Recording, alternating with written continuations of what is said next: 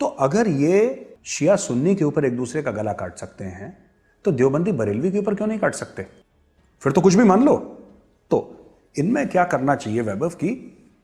زیادہ نہیں، اگر 3-4-5 کروڑ روپے کا بجٹ ہو تو یہ کام بن سکتا ہے۔ مولانا سلمان ندوی صاحب بہت بڑے محدث، بہت بڑے عالم ہیں، ان کے متعلق لب کشائی کرنا ہم چھوٹے انسانوں کے لیے بہت کم تر ہے، لیکن کبھی کبھی کسی سے محبت ہوتی ہے تو دل تڑپ جاتا ہے۔ اسی انسانیت کے ناطے کچھ عرض کرنا ہے کہ سیدنا ابو ہریرہ رضی اللہ تعالی عنہ عظیم محسن اسلام، محدث اور میدان جہاد کا جاباز مجاہد تھے۔ اللہ کے نبی صلی اللہ علیہ وسلم کے رفقائے کرام جنہیں صحابہ کہا جاتا ہے، تاریخ انسانی کی بے نظیر جماعت ہے۔ یہ اسلام کے اولین کارکنان ہیں جنہیں شارع علیہ الصلوۃ والتسلیم نے تیار کیا اور انمٹ سانچے میں ڈھال کر دنیا میں برپا کیا۔ انہوں نے دنیا انسانیت کو اسلام کی آغوش میں کر لیا۔ اسی جماعت کے ایک عظیم کارکن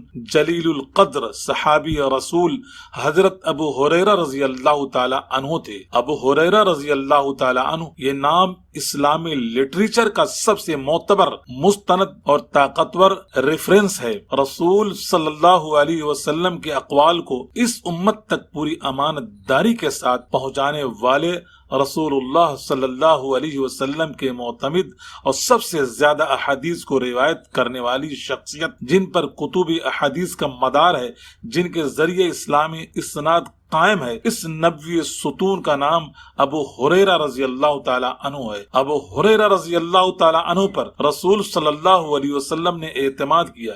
یہ ان کی شخصیت کی ثقافت، فقاہت اور عدالت کے لیے قول فیصل ہے۔ اس کے بعد تاریخ اسلامی میں کسی کو اجازت نہیں دی گئی کہ رسول صلی اللہ علیہ وسلم کے ذریعے قائم کردہ ان کے اعتماد یافتہ ستونوں کو جانچنے کی جسارت بھی کرے۔ فن حدیث میں جو بحث جرح و تعدیل کے قوانین کے حوالوں سے ہوتی ہے، اس میں بھی صحابہ کرام کی ذات خارج از بحث ہوتی ہے۔ وہاں بات کے راویوں، طریقے روایت اور اسلامی شرع کے تناظر میں مفہوم روایت پر بحث ہوتی ہے۔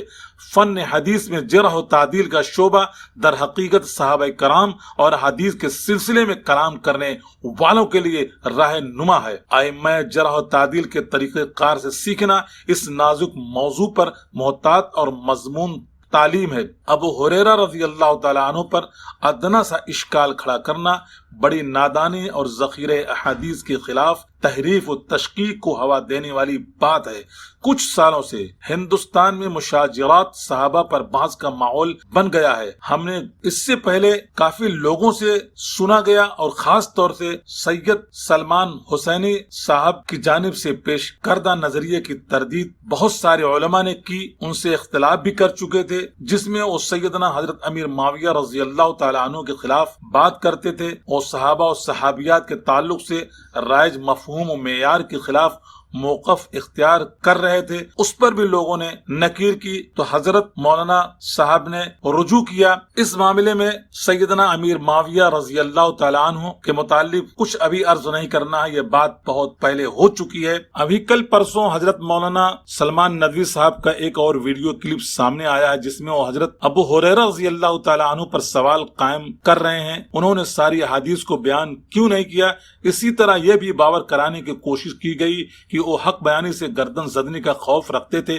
یہ نہایت سطحی جسارت ہے۔ سیدنا ابو ہریرہ رضی اللہ تعالیٰ عنہ 80 سال سے زائد عمر زندگی اس طرح گزاری کہ ان کے نزدیک ترتیب رسول صلی اللہ علیہ وسلم نے وہ قریب سے رسول صلی اللہ علیہ وسلم سے فیض اٹھاتے رہے اور جہاں احادیث کو امت میں منتقل کرتے رہے، صحابہ کرام کو درس دیتے رہے، محدثین و فقہا کو تیار کرتے رہے، اسلامی امپائر میں عادلانہ نظام کو نافذ کروانے میں جد و جہد کرتے رہے، وہ کفار مشرکین کے خلاف میدان جہاد و قتال بھی کرتے رہے، اس قدر اور ایمانی جرات سے لبریز رہے کہ حضرت علی رضی اللہ تعالی عنہ کی طرف سے انہوں نے لڑائی بھی کی جب حضرت علی رضی اللہ تعالی عنہ نے جمہور صحابہ کے ساتھ سیدنا حضرت امیر معاویہ رضی اللہ تعالی عنہ کے خلاف ان کی غلطی پر کارروائی کی، لیکن جہاں ابو ہریرہ رضی اللہ تعالی عنہ حضرت امیر معاویہ رضی اللہ تعالی عنہ کے خلاف لڑتے تھے، وہیں ان کے دسترخوان پر بھی حاضر رہتے تھے، جس سے سیدنا امیر معاویہ رضی اللہ تعالی عنہ کی اہمیت و افضلیت بحیثیت صحابی رسول صلی اللہ علیہ وسلم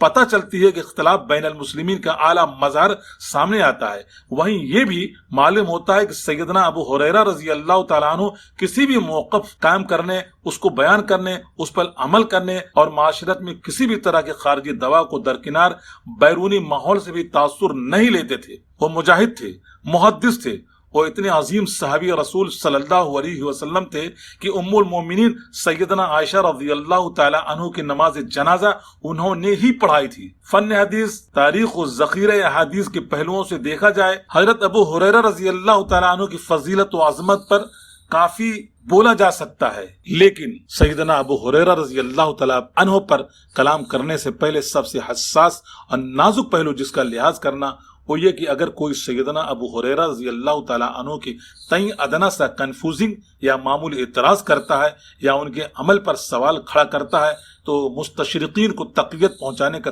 کام کرے گا۔ مغرب کے مستشرقین کے احادیث و فرامین نبوی پر جو اعتراض کیے ہیں اور سیرت نبی صلی اللہ علیہ وسلم کے لٹریچر پر جو کچھ طالع آزمائی کی گئی ہے وہ یہی تو ہے، انہیں غیر معتبر ثابت کرنے کی کوشش ہوتی رہی ہے۔ اب اگر ہمارے میں سے کوئی سیدنا ابو ہریرہ رضی اللہ تعالی عنہ پر کمزوری اور کم ہمتی کا غیر منصفانہ سوال قائم کرتا ہے جس سے یہ تاثر پھیلے کہ سب سے زیادہ ذخیرہ احادیث کو بیان کرنے والے ریفرنس کی حیثیت یہ تھی کہ وہ نعوذ باللہ وہی باتیں بیان کرتے تھے جس سے ان کی جان پر زد نہ آئے، اور انہوں نے اللہ کے رسول صلی اللہ علیہ وسلم کی تمام باتوں کو بیان ہی نہیں کیا۔ منکرین احادیث کی طرف سے یہ سوال لازمی آئے گا، پھر ایسی کمزوری کی حامل شخص کے ذریعے بیان کردہ روایات اور ذخیرے پر کلی اعتبار کیسے ممکن ہے؟ ظاہر ہے کہ جب ابو ہریرہ رضی اللہ تعالیٰ عنہ کو کمزور ثابت کریں گے تو آپ کے بیانے سے یہ سنگین نتیجہ اخذ پیدا خود ہو جائے گا جو کہ غیر منصفانہ، غیر واقعی اور سراسر زیادتی ہے۔ صحیح بات یہ ہے کہ سیدنا ابو ہریرہ رضی اللہ تعالیٰ عنہ پر سوال قائم کرنے کا حق کسی کو بھی نہیں ہے، اور ہر لحاظ سے قابل لائق اور فائق تھے۔ ان کی عقل و بصیرت اور ایمانی فراست کے آگے ہمارے اور آپ کے جیسے لوگ ابو ہریرہ رضی اللہ تعالیٰ عنہ کی جوتیاں اٹھانے کے قابل بھی نہیں ہیں۔ اگر انہوں نے فیصلہ کر لیا کہ نہیں بیان کرنا ہے تو اسی میں خیر ہے، وہی حق ہے، وہ فیصلہ ہمیں بلا چون چرا ماننا ہے۔ اس کے موقف اور فیصلے پر کیوں کرنے کا اختیار کسی کو نہیں بنتا۔ صحابہ کرام، مشاجرات صحابہ اور اس بابت تمام تر بحث جو انہوں نے عوام کے درمیان چھیڑ رکھی ہے، اس میں مولانا سید سلمان حسینی صاحب کا موقف سخت مذموم ہے۔ ایسے انہیں نہیں کرنا چاہیے۔ ان کے لیے اللہ کی طرف سے ایک تنبیہ ہے، وہ ان موضوعات پر اپنی مرضی اور منشا، اپنے غصہ آور رویے سے باز آ جائیں۔ ان موضوعات پر امت کی خیر خواہی اسی میں ہے کہ جس پر تعامل صدیوں سے جمہور اہل سنت والجماعت کر رہا ہے۔ کسی کا کبھی کوئی علیحدہ نظریہ بھی ہو تو اس سے ایک بارگی متعاونت وقار سے لکھ کر رکھ دیا جائے کہ ایسے نازک موضوعات کو اپنی ضدی طبیعت کی وجہ سے عوام میں گرمائے رکھا جائے۔ ظاہر ہے ضد انسان کو ایسی جگہ پہنچاتا ہے جہاں سے اس کے لیے شرافت، علمیت، شائستگی، وقار اور انصاف کا توازن کو چھوڑنا پڑتا ہے۔ اگر آپ خود احتساب سے کام لیں تو اپنے دل سے پوچھیں کہ کیا آپ نے اس سنگین موضوع کے اصولوں کا ایک بار بھی لحاظ کیا؟ کیا اس میں آپ نے ایک بار بھی معروضیت کا حق ادا کیا، یا ہمیشہ آپ پر خطیبانہ جوش و ولولہ اور ایک خاص قسم کا غصہ مسلط رہا؟ کیا موجودہ نازک ترین دور میں جبکہ بھارت کی نسل پرست ہندو تباہ حکومت کے استعماری عزائم سے اپنی قوم کو بچانے اور دائیانہ اور صاف اختیار کرنے کا ترجیحی مطالبہ ہے، تب ہر سال نوجوانوں کو اپنے مخصوص انداز سے ایک نازک موضوع پر آپس میں مشتعل کرنا کسی دور رس مفکر کو نہیں جچتا۔ ایک بار بول کر اپنی بات یکسو ہو جانا الگ بات ہے، لیکن مسلسل اسی کو بھڑکائے رکھنا افتراق و انتشار فتنہ کا سبب ہے، جس سے آج امت پریشان ہے۔ حسینیت ہر دور میں زندہ رہی ہے، آپس میں جھگڑ کر نہیں بلکہ دہشت گردانہ سسٹم سے ٹکرا کے۔ آج بھارت میں حسینیت کی ضرورت ہے۔ حسینیت ہر ظالم اور فاشسٹ نظام سے ٹکرانے کا نام ہے۔ ہمارے ناک کے نیچے یزیدیت پنپ رہی ہے، ضروری ہے کہ ان کے خلاف قربانیاں پیش کر کے حسینیت کا منظر کیا جائے۔ ابھی کشمیر میں فوج نے امام علی مقام سیدنا حسین رضی اللہ تعالی عنہ کی یاد میں نکلے ہوئے جلوس پر بربریت کا طوفان مچایا۔ اس ظالم فوج کو حق کا آئینہ دکھانا حسینیت کا مطالبہ ہے۔ کشمیر میں امت شاہ کی ظالمانہ خیانت اور فوج کے مظالم کے خلاف صراحت کرنا حسینی روح ہے۔ آج بھارت نریندر مودی اور امت شاہ کی سربراہی میں فساد کی بھٹی میں جھونکا جا رہا ہے۔ بھارت کی نسل پرست جماعت RSS اپنے عالمی نسل پرست فاشسٹ دوستوں سے گلے مل رہی ہے۔ وہ اسرائیل کے ساتھ مل کر اپنے منصوبے نافذ کرنے کے لیے بے قرار ہے۔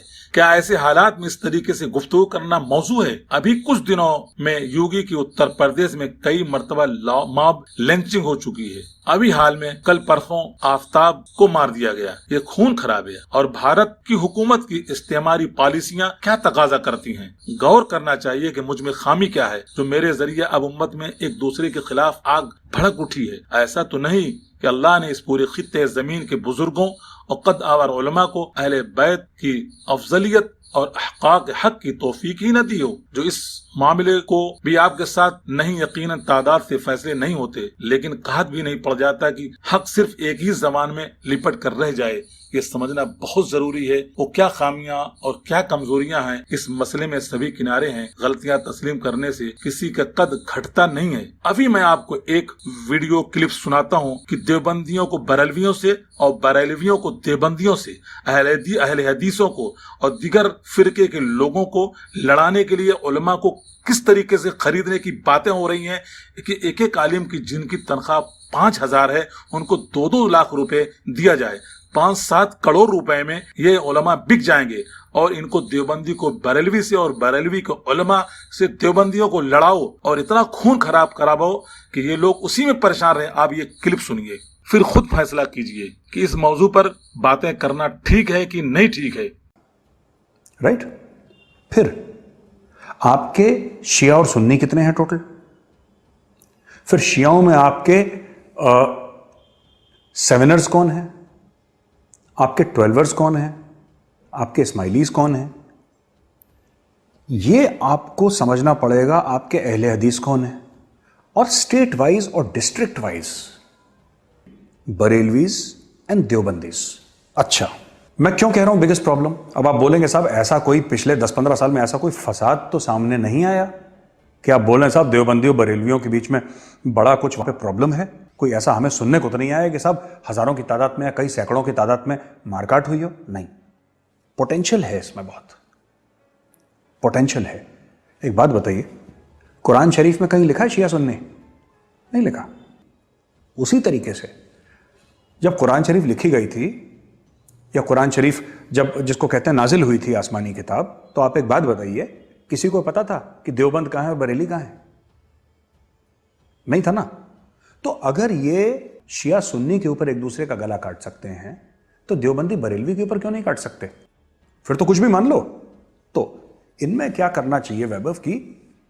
زیادہ نہیں، اگر 3-4-5 کروڑ روپے کا بجٹ ہو تو یہ کام بن سکتا ہے۔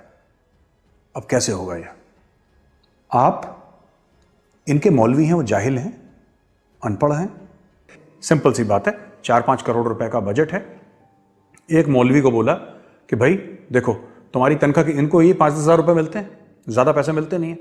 ان سے بولنا دیکھو مولوی صاحب SUV آپ کو دیں گے، ایپل کا موبائل فون آپ کے پاس ہوگا، مکان آپ کو دیں گے، ٹھیک ہے، سوشل میڈیا ٹیم آپ کی بیٹھے گی دبئی میں، رائٹ، اور ہر مہینے آپ کو 2 لاکھ روپے فکس آپ کے دبئی سے آتے رہیں گے آپ کے پاس، یا موریشس سے، کیمن آئلینڈ سے، کہیں سے 2-2 لاکھ روپے ہر مہینے آپ کے پاس تنخواہ آپ کی آتی رہے گی، اور آپ کی ہر چیز کا، آپ کے پریوار کا، خاندان کا، سب کچھ we will take care of ایوری تھنگ۔ آپ بریلوی ہیں، آپ کا کام ہے ہر ہفتے ایک ویڈیو نکالنا جس میں آپ دیوبندیوں کو گالی دیں گے، دیوبندیوں کو گالی کیسے؟ اس طریقے سے کہ آپ بولیں گے وہ غیر اسلامی ہیں. آپ کا یہی کام ہے. ایسے آپ 15-20 مولوی ایک ساتھ آپ بریلوی اکٹھا کریے.